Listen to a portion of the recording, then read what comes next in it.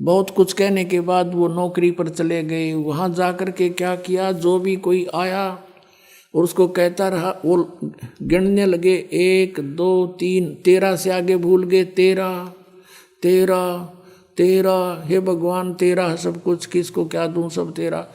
वो मोदी खाने में नौकरी करते थे, सबको जो भी मेहनताना लेने आए तो दाने कणक कुणक दिया करते थे, वो सारा ही लुटा दिया, खाली कर दिया और बैठ के जाकर शमशान घाट पे वैसा ही वेशभूषा करके, जिस वेशभूषा में भगवान मिले थे जिंदा वाले महात्मा के रूप में।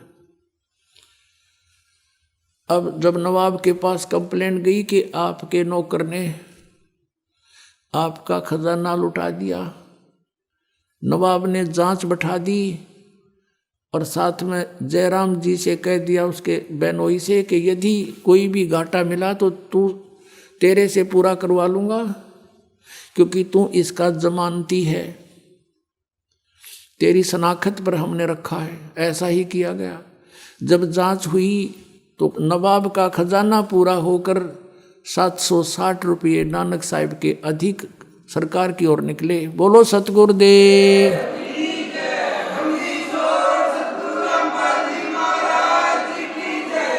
अब नवाब ने अपनी गलती का एहसास हुआ, नानक साहिब जी को प्रार्थना करके वापस बुलवाया और कहा, आप अपनी नौकरी करो और ये 760 रुपये आपके हमारी तरफ हैं, आप ले लीजिए। तब नानक साहिब जी ने कहा कि अब तो सच्ची सरकार की नौकरी करूँगा, इस नकली की नहीं हो सकती मुझसे। उसी दिन से घर त्याग कर बनारस की तरफ चल पड़े कि सतनाम मिले बिना बात बने नहीं, और वाहे गुरु और सतनाम, वाहे गुरु सतनाम के सतनाम मिले, और इस तत्व ज्ञान का प्रचार करने वाला वाहे गुरु यानी वो गुरु मिले।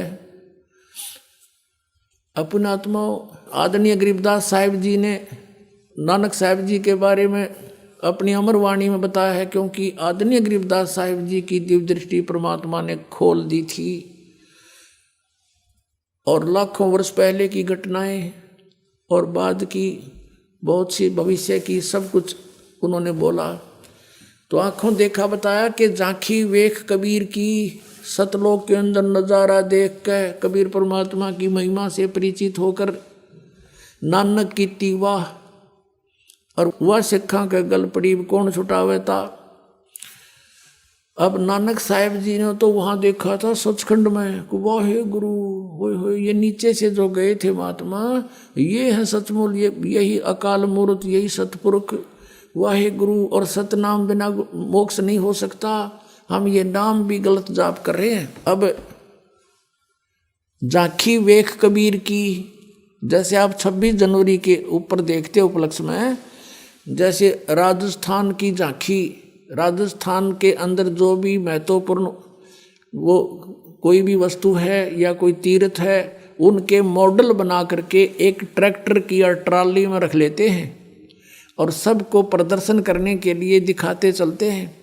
फिर हरियाणा प्रदेश वाले अपनी और पंजाब वाले अपनी, तो वहाँ बोलते हैं कि देखो अब राजस्थान की झांकी जा रही है, यानी वहाँ का दृश्य, और अब पंजाब की झांकी, अब हरियाणा प्रांत की झांकी।